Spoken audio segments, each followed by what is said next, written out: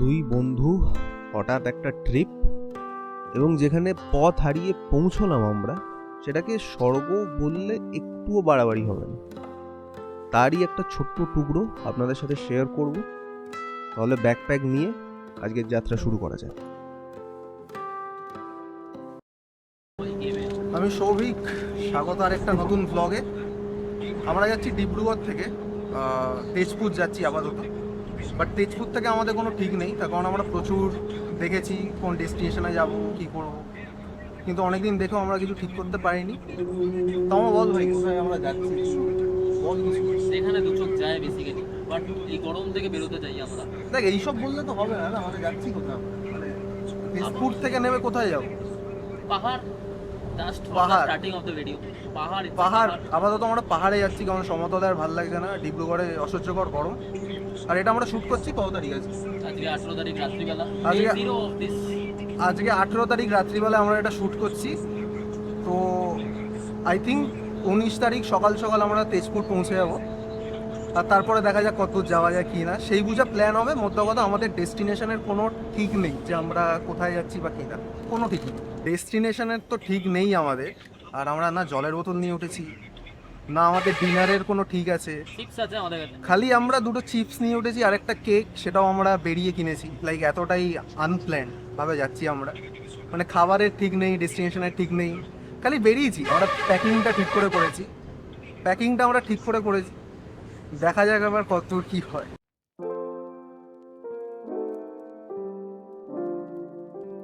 আমরা ভেবেছিলাম একটা এসি বাসে যাব, but the thing is that যে ডিব্রুগড় থেকে তেজপুর এসি কোনো বাস যায় না, আপনাদেরকে যে কোনো নন এসি বাসে করেই যেতে হবে। এটা একটা ওয়ে। আর দ্বিতীয় ওয়ে হলো, আপনি ডিব্রুগড় থেকে গুয়াহাটি যেতে পারেন, ওখানে এসি বাস আছে। আর গুয়াহাটি থেকে কত বললেন? 2-2.5 ঘন্টা লাগে ব্যাক টু টেস্ট। তো আপনাকে আবার গুয়াহাটি থেকে আবার তেজপুর আসার জন্য 2-2.5 ঘন্টা আবার ওয়েস্ট হবে। তো আমরা ভাবলাম যে ওয়েস্ট করার কোনো মানেই নেই, তো এই জন্য আমরা নন এসি বাসে যাচ্ছি। অতটা লাইক কমফোর্টেবল নয় অফকোর্স এসি বাসের মতো।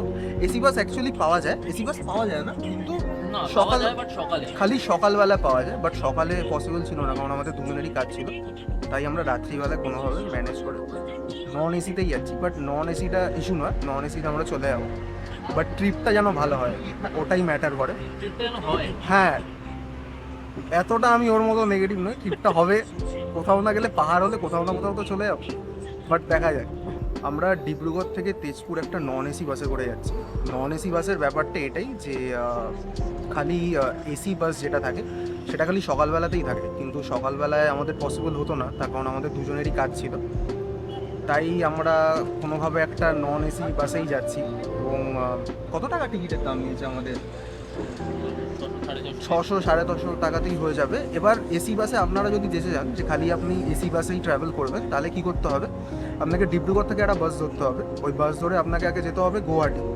ওটা আপনি সকাল বিকেল দুটো টাইমই অ্যাভেলেবেল পেয়ে যাবেন, এবং সিটারও থাকে, স্লিপারও থাকে। আর গুয়াহাটি থেকে আবার আপনাকে কোনো শেয়ার্ড ক্যাব বা বাসে করে আবার ব্যাক করতে হবে তেজপুরে। তো সেটা তো অ্যাকচুয়ালি টাইম ওয়েস্ট হতো আমাদের 2-2.5 ঘন্টা। তাই আমরা ভাবলাম যে কোনোভাবে ম্যানেজ করে সকালেই চলে যাই। অ্যান্ড কোনোভাবে না যাওয়াও যায়। অ্যাকচুয়ালি নন এসি বাসে ট্রাভেল করাটা অত খুব একটা বড় প্রবলেম নয়। ম্যাটার যেটা করে সেটা হলো ট্রিপটা, যে ট্রিপটা যেন ভালো হয়, তাহলেই হলো। 8:30 নাগাদ উঠেছি বাসে। এখন কটা বাজে? 10:30। আমরা এসেছি ডিমোতে। এটা আমাদের ফার্স্ট স্টপ। আই থিঙ্ক একটাই স্টপ আছে, আবার সকালবেলাতেই যা নামবো। এখন আর আই থিঙ্ক কোনো স্টপ নেই। তো এটাই ডিনার করবো, আর ডিনার করে আবার ভোরবেলাতে নামবো।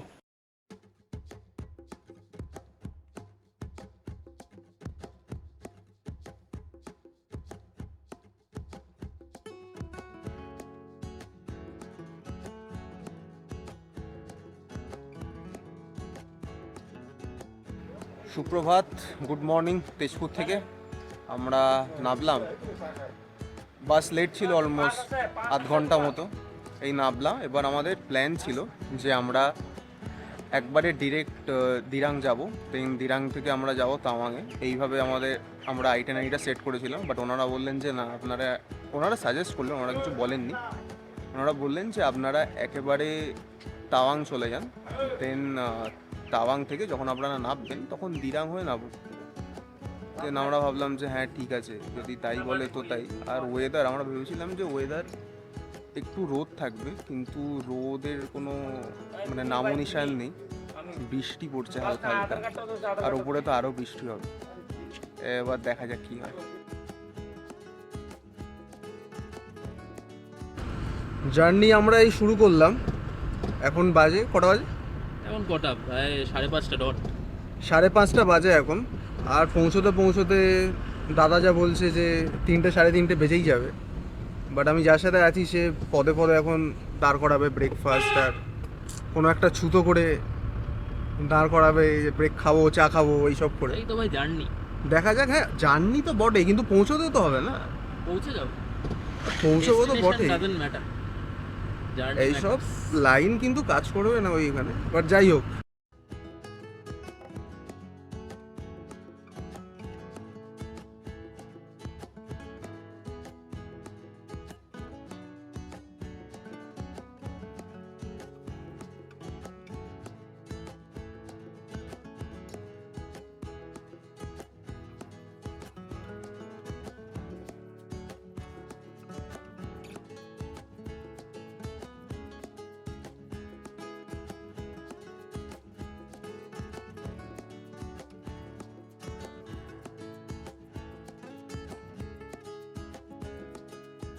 তেজপুর থেকে আমরা জার্নি স্টার্ট করেছিলাম 5:30টায়, আর ভেবেছিলাম যে তাড়াতাড়ি তাড়াতাড়ি পৌঁছে যাবো, বাট মাঝখানে একজনের জন্য গাড়িতে দাঁড়াতে হয়, তো সেখানে অনেকটা সময় লাগে।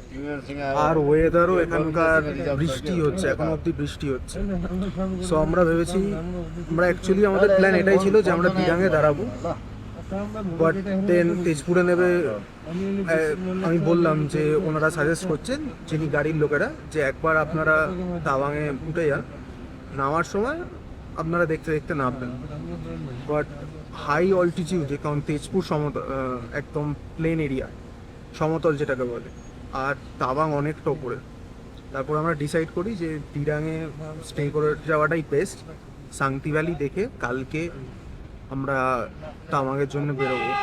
সো দিরাং চলে আসবে আর আই থিঙ্ক আর 8 কিলোমিটার মতো বাকি। মাঝখানে আমরা ব্রেকফাস্টও করেছি, বাট ওইটা আমি আর শ্যুট করতে পারিনি, তখন বৃষ্টি পড়ছিল খুব। এখন ওয়েদারটা একটু ঠিক হয়েছে, তো আই থিঙ্ক আর 8 ঘন্টার মধ্যে আমরা দিরাং পৌঁছে যাবো।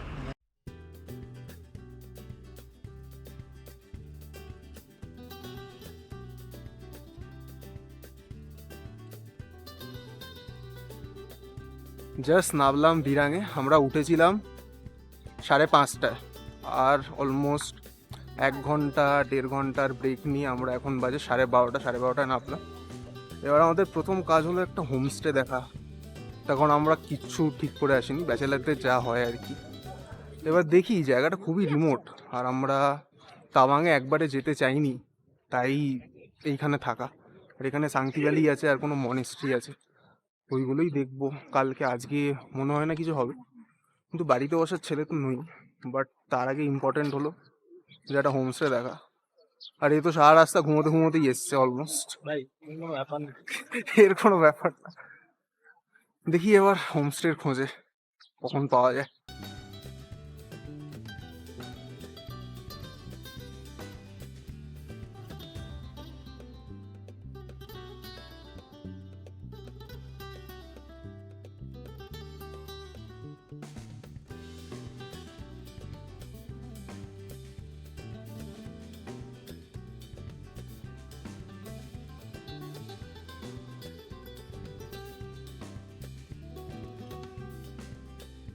আমরা দিরাঙে নেমে অলমোস্ট 45 মিনিট মতো এত হোমস্টে দেখলাম। তারপরে এখন দাদার মনে হয়েছে যে দাদা হোস্টেলে থাকবে, তাই এখন আমরা আবার গাড়ি নিয়ে সকাল থেকে ব্রেকফাস্টটা করেছি খালি, না ফ্রেশ হয়েছি না কিছু। রাতে তো সিটার বাসে ঘুমও হয়নি, বাট দাদার এখন এক্সপ্লোর করার নেশা, তাই আমি ভাবলাম চল যাই। অনেকদিন পর যখন একসাথে বেরিয়েছি, এখন যাচ্ছি। বাট এখানে সাসপেন্স হলো এটাই যে আমরা ওখানেও রুম বুক করিনি, আর জানি না ওখানেও রুম পাওয়া যাবে নাকি। ওখানে যদি রুম না পাওয়া যায় তাহলে মোটামুটি তিপ্পলঘাটি নদীর ধারে থাকতে হবে। বেডশিট এনেছি ভাই, প্ল্যান এটাই। হ্যাঁ, ও বেডশিটও এনেছে। হ্যাঁ, খালি তো বেডশিট তো নিচে রয়ে গেল, ওপরে কি মশারি তো মানে টানবে না, না শীত। আরে পাহাড় তো আছে ভাই, আকাশ দিয়ে ঢাকা ভাই। আরে ভাই ওর আলাদা মুডে আছে এখন, দেখা যাক হোস্টেলটা পেলে হলো।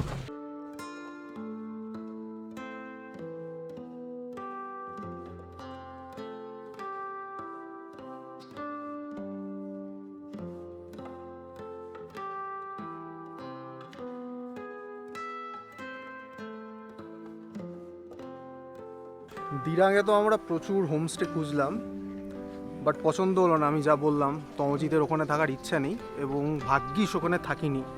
এই পুরো ক্রেডিটটাই ওকে যায়, তার কারণ আমরা এখন আছি একদম রিভার ফ্রন্ট সাংতি ভ্যালির একদম কাছের একটা রিসর্টে।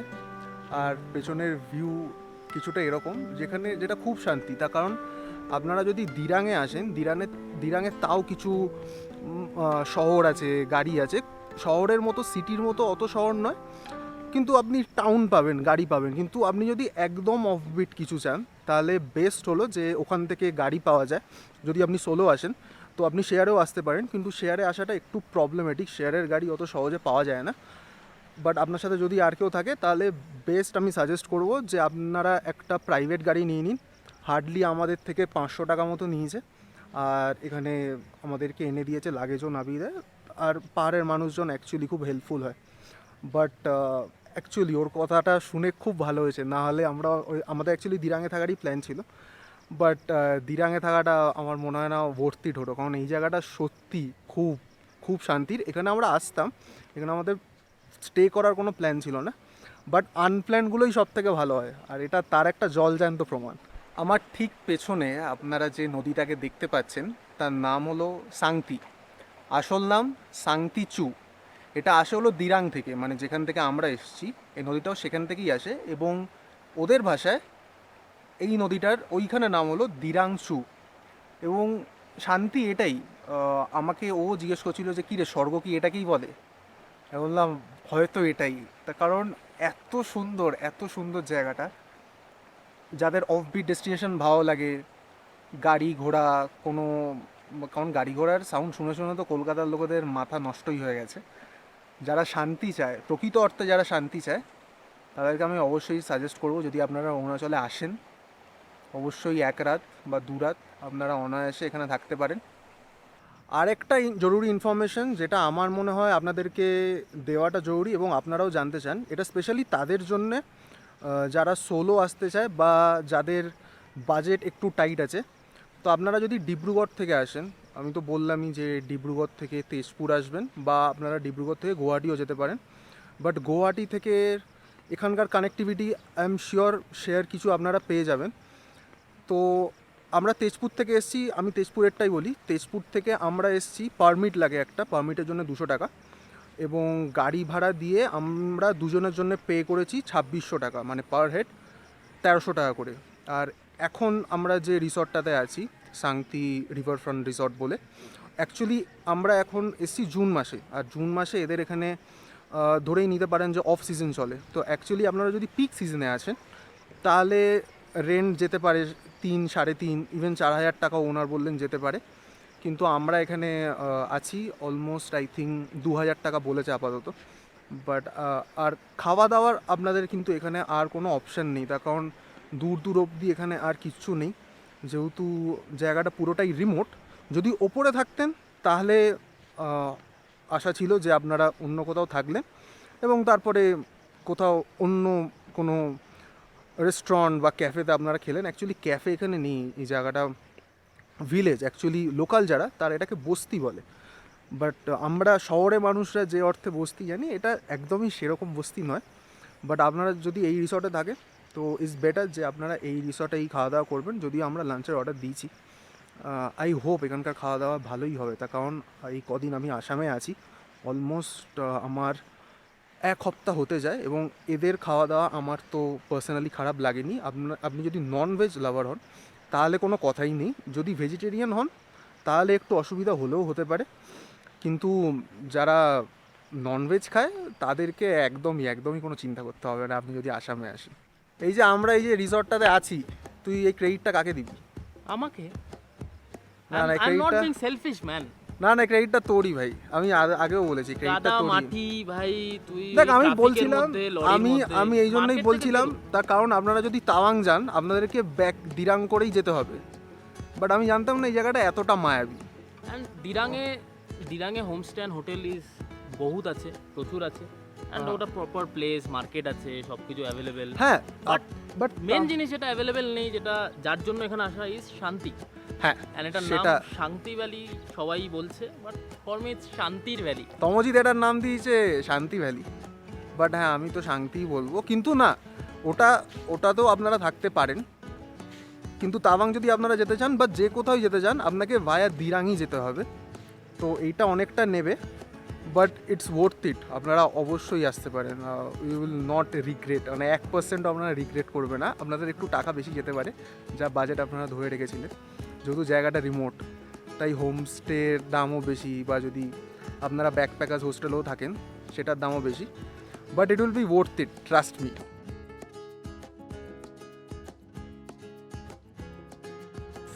Lunch done. এই মাসে ওদের কোনো একটা অকেশন চলে, সেই জন্যে ননভেজ তো পাওয়া গেল না, কিন্তু ভেজ যেটা ছিল একদম বাড়ির মতো, ডিমটাকে ভেজের মধ্যে ধরো না। একদম। আর ডিম ভেজই, অরুণাচলের ডিম ভেজের মধ্যেই পড়ে, আমাদের বাঙালিদের তো যাই হোক রুলস অ্যান্ড রেগুলেশনের শেষ নেই। আমরা বেরিয়েছি, আর আমার আর তমজিদের এটাই মনে হচ্ছে যে আমরা এখানে থেকে যাই, ঠিক এরকম একটা কোনো একটা কুড়ে ঘর যদি পাওয়া যায় তাহলে আমরা শহর ছাড়তে রাজি আছি। ও যদিও কাছেই থাকে, ও তো ডিব্রুগড়ে থাকে, তো উইকেন্ড গেটওয়ে ইউ ক্যান সে।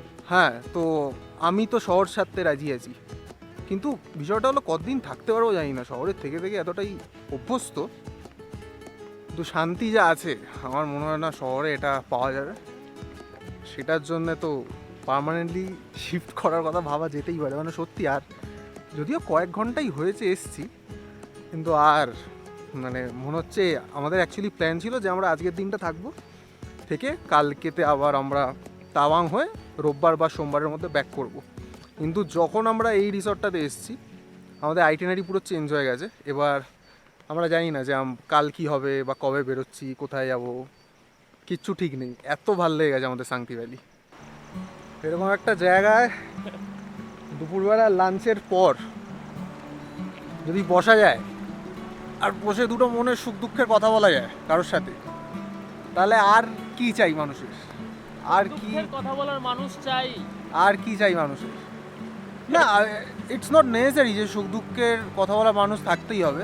কেউ চাইলে বই নিয়েও আসতে পারে একটা, কেউ চাইলে এখানে এসে এমনি শুয়েও থাকতে পারে, ওরকম না, একাও আসতে পারে। আজকে তুই যদি না আসতিস আমি সোলো আসতাম না এই ট্রিপটা। হ্যাঁ সেটাও যায়, সেটাও যায়। নিজের সাথে কথা বলাটাও দরকার। হ্যাঁ, কিন্তু আর কি চাই এখানে আসার পর থেকে, মানে যা ছিল সব কঠিন চিন্তা ভাবনা, অঙ্ক, সব গুলিয়ে গেছে, সব গুলিয়ে গেছে। এত সুন্দর এই জায়গাটা।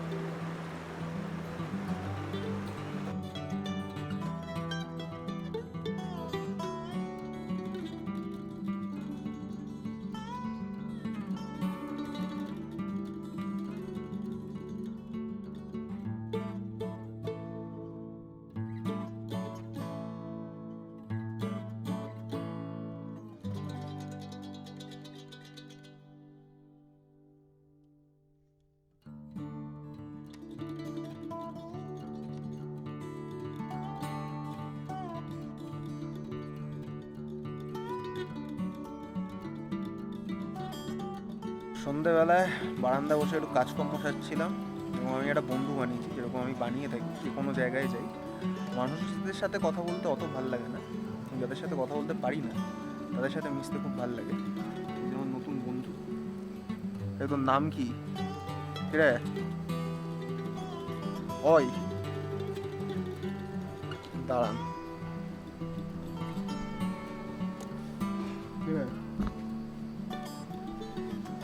নাম কি?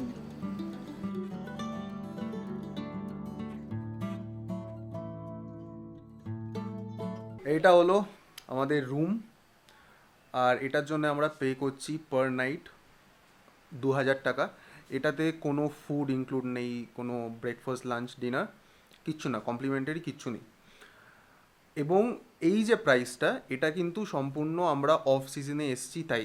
যদি আপনারা এই রিসর্টে, শান্তি রিভার রিসর্টে যদি পিক সিজনে আসেন, তাহলে কিন্তু এটার ভাড়া আমি কথা বলে যা জানলাম যে 3,500 থেকে 5,000 টাকায় অলমোস্ট চলে যায়। এবার আসা যাক কালকের প্ল্যানের কথায়। আমাদের কালকের প্ল্যান ছিল যে আমাদের যেহেতু এই জায়গাটা খুবই ভালো লেগে গেছে, তো আমরা এইখানে থাকবো, এখানে থেকে ল্যাদ খাবো, আর কাছাকাছি যেগুলো আছে সেগুলো ঘুরবো, এবং ঘুরে পরের দিন তাওয়াংয়ের জন্য বেরোবো, আর তাওয়াংয়ে যা যা আছে সেগুলো দেখে ব্যাক টু তেজপুর আর ডিব্রুগড়। কিন্তু আজকে হলো বৃহস্পতিবার, আর আমাদেরকে ব্যাক করতে হবে ডিব্রুগড়ে রোববারের মধ্যে, রোববার বা সোমবার সকালের মধ্যে। এবং আমরা যদি আজকে একটা দিন এইখানে থেকে যাই, আজকের দিনটা তো আমরা থাকছি, যদি কালকের দিনটা আমরা থেকে যাই, তাহলে তাওয়াংয়ে সব কিছু কভার করা ডিফিকাল্ট হবে। বাট দ্য থিং ইজ, সব কিছু যে কভার করতে হবে এরকম কোনো মানেও নেই, বা আমরা এরকমই বিশ্বাসও করি না। তার কারণ ঘুরতে বেরোই, শরীরের রেস্টও দরকার। এরকম নয় যে একটা জায়গায় 16টা পয়েন্ট আছে মানে আপনাকে 16টা পয়েন্টেই যেতে হবে, তার কোনো মানে নেই। তো আমরা এটাই ডিসাইড করেছি এবার, যে কালকে এখানের সাইট সিইং করবো, দিরাংয়ের আশেপাশে যে সাইট সিনগুলো আছে ওগুলো করে আমরা তাওয়াং যাব, এবং পরশু দিন তাওয়াংয়ে সাইট সিন করবো, আর তারপর দেখা যাক কীভাবে কী এগোয়। তার কারণ অবশ্যই আমরা প্ল্যান এক করি, আর হয়তো কিছু আরেক, ওটাই মজা যদিও ট্রিপের। বাট লেটস সি কী হয়, আশা করি সব কিছু ভালোই হবে। সুপ্রভাত। কাল রাতে ঘুমটা যা হয়েছে, এই ঘুমটা দরকার ছিল, এত শান্তিতে লাস্ট কবে ঘুমিয়েছি কে জানে। তো আমি উঠছিলাম না, আমাকে যাই হোক কোনোভাবে গালাগাল বন্ধ করে তোলা হয়েছে। আর এখন একটু চাটা খেয়ে বেরোবো, আমাদের গাড়িও আছে। আমি বললাম আমাকে আর 5-10 মিনিট ঘুমোতে দে, বলছে না গাড়ি আসবে আয়, এই ওই। তো যাই হোক উঠলাম আমি, দেখি চাটা খেয়ে আবার বেরোনো যাক।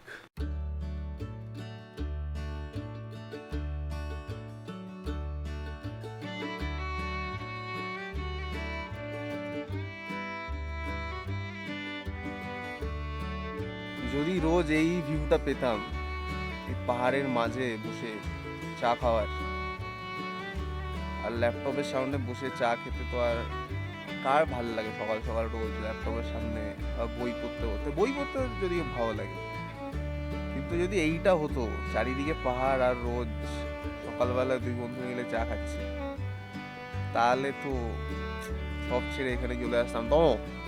তোকে তোকে তোকে দুটো অপশন দিলাম আমি। এক, তুই সব কিছু ছেড়ে ছুড়ে এখানে চলে আয়, বাট তুই শহরের কোনো কানেকশন রাখতে পারবি না। আর না হলে তুই শহরে থাক, কিন্তু তুই এখানে আর আসতে পারবি না। First option is better. শহরে তো থাকলাম, হ্যাঁ 28-29 বছর তো শহরে থাকলাম, হ্যাঁ হ্যাঁ। এখন এটাই ভালো লাগছে। মেবি বয়স হয়ে যাচ্ছে নাকি। আর আমাদের দুজনেরই, হ্যাঁ, এই এই এই জায়গাটা এত শান্তি লেগেছে। শান্তি ভ্যালি না হয় শান্তি ভ্যালি নামও দেওয়া যেতে পারে জায়গাটা। কিছু না থাকায় রিমোট হোক, রিসর্টও আছে যদিও, সবই আছে, কিন্তু সব থেকে বেশি যেটা আছে, হ্যাঁ আছে, লাক্সারি নেই, এটাই যা। হ্যাঁ, কিন্তু সব থেকে বড় যেটা আছে সেটা হলো শান্তি, প্রচণ্ড শান্তি। কয়েক ঘন্টাই ছিলাম আমরা শান্তি ভ্যালিতে, যদি হিসেব মতো দেখা যায় পুরোপুরি একটা দিনও নয়। তার কারণ আমরা ব্রেকফাস্ট সেরেই আমরা বেরিয়ে যাব। এখন বাজে ধরুন সকালের 8:30। কিন্তু এক একটা জায়গা থাকে না যেটা খুব মনে ধরে যায় অল্প সময়, শান্তি ভ্যালি ওরকম একটা জায়গা। আমার মনে আছে আমি যখন ছোটোবেলায় ক্লাস 9-এ ভুটান গেছিলাম, আমি আমাদের বাস ড্রাইভারের সাথে কথা বলেছিলাম যে আপনি আমাকে এখানকার কোনো একটা কাজ যদি পাইয়ে দেন আর যদি স্কুলে ভর্তি করিয়ে দেন, তাহলে আমি আর ফিরবো না। তো পাহাড়ের প্রতি টান আমার অনেক ছোট থেকেই, আর কিন্তু যত বয়স বাড়ছে যে টান যে যাচ্ছে একদমই নয়, টানটা যেন আরও বাড়ছে। যেটা অবশ্যই ঘুরতে কার না ভালো লাগে, প্রকৃতি দেখতে এক্সপ্লোর করতে কার না ভালো লাগে। তাহলে এখানেই শেষ হোক শান্তি ভ্যালির ব্লগ। যদি আপনাদের ভালো লাগে অবশ্যই লাইক করবেন, শেয়ার করবেন এবং সাবস্ক্রাইব করবেন আমার চ্যানেলটাকে, এবং জানাবেন কেমন লাগলো, সেটাই সব থেকে ইম্পর্টেন্ট। আপনারা দেখবেন এবং আপনারা জানাবেন যে আমার কাজ কেমন লাগছে, কারণ আমি তো কাজ করছি, এবং সেই কাজটা তো পছন্দ হতে হবে, যে ভালোও লাগতে হবে, কোথায় খামতি আছে কোথায় কমতি আছে সেটাও জানাবেন। যদি ভালো কিছু লাগে সেটা না জানলেও হবে, তবে খারাপটা অবশ্যই অবশ্যই জানাবেন। এবং আজকের মতো আমি আসি, দেখা হচ্ছে একটা নতুন ব্লগে। আপনারা সবাই সুস্থ থাকবেন, ভালো থাকবেন এবং সবথেকে জরুরি ঘুরতে থাকবেন। আসি আজকের মতো।